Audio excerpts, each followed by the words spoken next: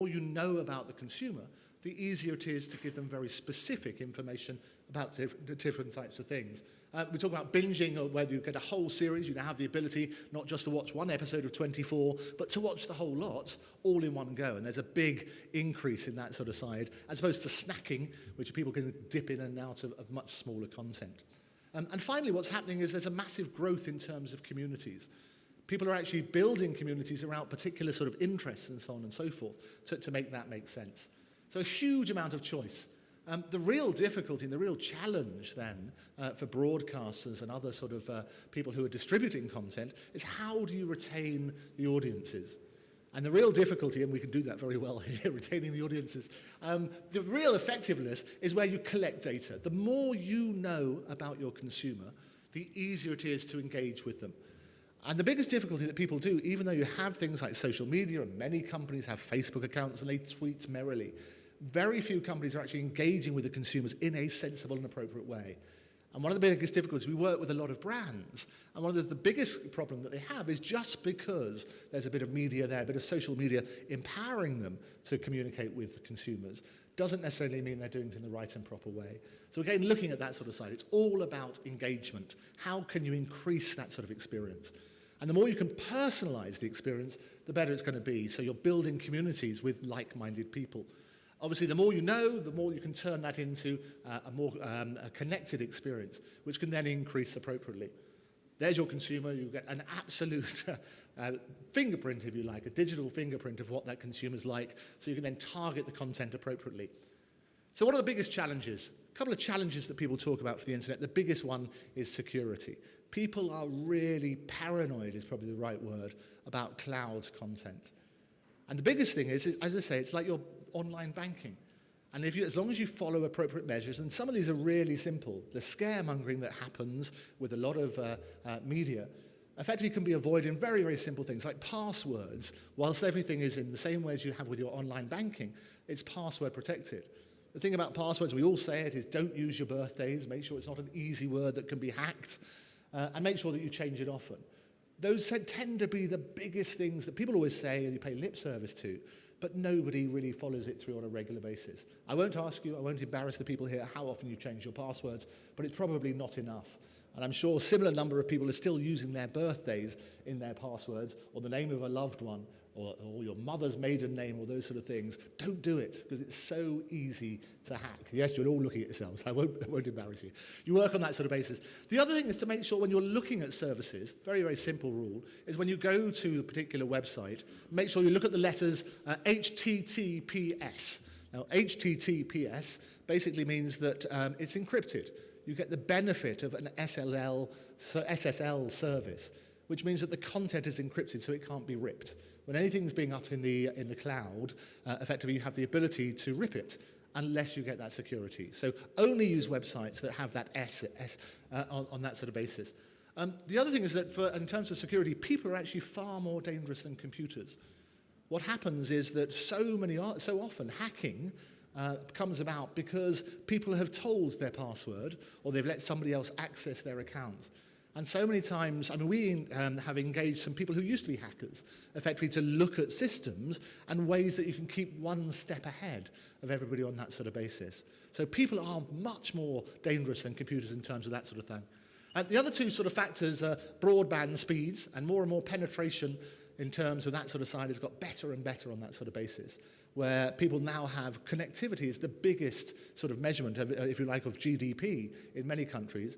The spread of broadband and internet access has vastly improved, which means it's much easier and more accessible to people.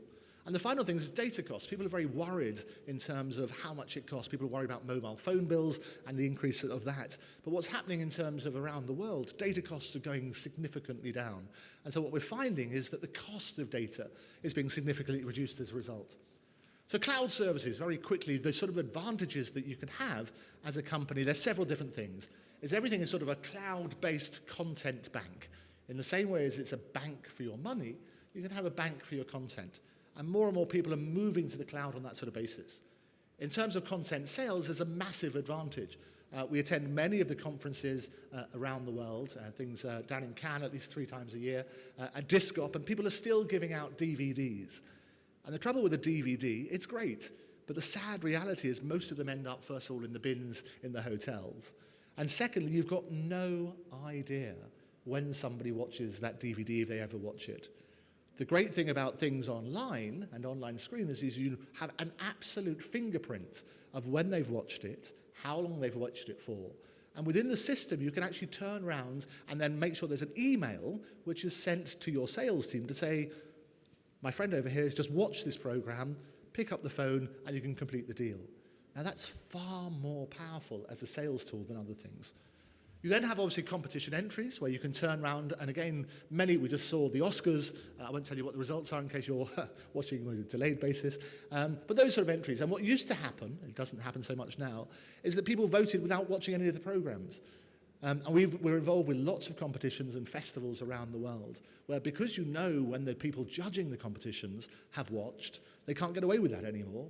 But they used to vote for their friends and other things. It certainly doesn't happen anymore, or certainly shouldn't. The other thing is obviously is the online conversions. People have been spending fortunes going off to post-production houses and changing things into different formats. You now have the ability within the cloud to turn around and do those conversions to make that make sense. So the whole thing is also saving huge amounts of time and energy. The other thing is in terms of digital delivery. Rather than having tapes and couriers going everywhere, you have the ability to send your content via the digital space, via the cloud. Now, that is saving people huge amounts of money. We had a number of clients, you might remember a few years back, in Iceland. There was a big disruption. Do you remember that? Big disruption from the volcanoes.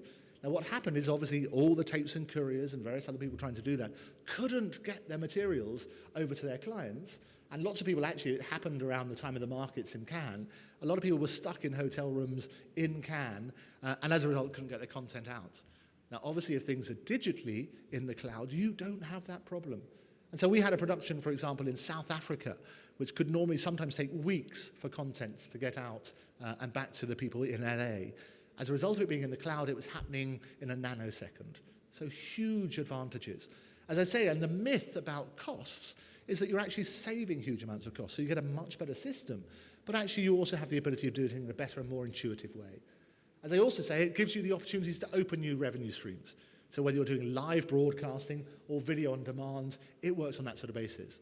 So for example, we've worked with, it's well documented, lots of major sports around the world, effectively enabling them to stream live to a huge audience in the same way, not as big as this audience, but a huge audience around the world to make that make sense. So anybody can become their own broadcaster.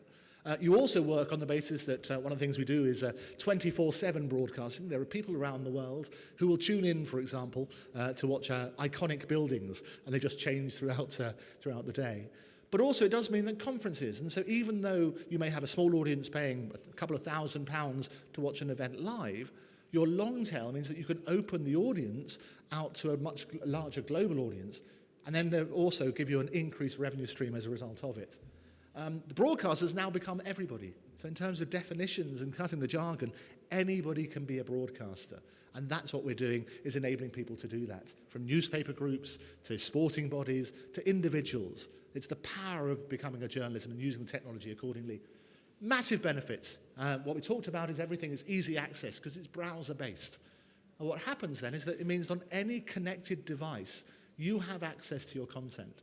So often you're finding people are turning around and saying, we need a particular file at a particular time. If at different time zones, people have to get woken up in the middle of the night in order to go and access that and then put it on a courier somewhere. As a result of it being up in the cloud, you no longer have those problems. Everything's really easy to use. You have one platform which has multiple functions. So with your content bank, you can basically do all the exciting things on that sort of basis. It's also massively flexible and scalable. And all the limitations that there used to be. There are no limits on the size of files, there are no limit on the number of people, and there's no limit on the time that files can be stored. What we say at Octopus, and as I say, the big background that I had as a lawyer, is the clients were turning around saying, this is what's missing in terms of existing functions, this is what's missing for existing platforms. And the big difficulty that we have is trying to understand it. And the problem with a lot of new technology is people make it too complicated. If you want to switch on a light, you press a switch and it comes on. So what we wanted to do was flatten the learning curve. Simplicity is the new sophistication, or the ultimate sophistication, as it used to be said. So what we looked at is something making it clean, easy, and actually fun to use. So in terms of technology, getting started is very easy. Everything's picture-based. So we have many clients, for example, around the world, rather than having massive manuals, which might as well be in Polish, even for Poland and elsewhere. What you do is make everything picture-based and make it very, very intuitive. So you're working on the basis that it's clean, easy, and fun. Start off with pay options. Everything is picture-based. You add your credits. You can then select your package in the same way as a mobile phone bill. And what would happen is you work on the basis that it's significantly cheaper, and appropriately it's all charged in gigabytes, is what happens, but everything is transparent and easy to see. You can also then personalize it, so that the great thing is it looks and feels as though it's your own back end. You can put your logo up there, you put your own corporate colors and so on and so forth. In addition to that, upload is very, very easy. One of the biggest problems that people have in terms of connectivity and speeds about a big concern is we have accelerated upload and download, which can be 100 times as quick, 100 times as quick as FTP. So it does mean that even with a terrible connection, it means you can move your content about very, very quickly and easily. In terms of file action, there's all sorts of interesting things that you can deal with it. Again, it's picture-based. You can edit the file details. You can change the thumbnails that you have. You can upload particular thumbnails. You can insert appropriate tags, which is the interesting and easy way of making sure you can find the content. In addition to that, you can do online conversion. Everything is a drop-down menu. And when new formats are introduced, all you're doing is you add those, because it's a proprietary side, you add the different formats as they get introduced, drop-down menu, click on that, and it converts it in the cloud. And what that means is you're saving huge amounts of money as a result of it. You can also, when obviously, particularly for sporting events and various licenses that have been done, you can geo-block. So in other words, you can limit the territories where certain content is sold. And there's interesting ways that you can do that to avoid difficulties. It's massively important when you're looking at rights is to make sure it's not just a global audience, but in a very easy and intuitive way you can do that. You click this is make it live in Turkey, but the rest of the world is blocked in this particular example. Online screening with that obviously gives you the power of video on demand as well. And one line of code means that you can embed the videos into your own websites. You can also create your own video on demand platform. So it's a very powerful back end for making sure that you can control and manage your content. Delivery as well, as I say, rather than having tapes and couriers going everywhere, you have the ability to deliver within the platform. Again, it's really simple and easy to use, so you don't need to run to your IT department to make that happen. Put the name of the packet, very easy, available from and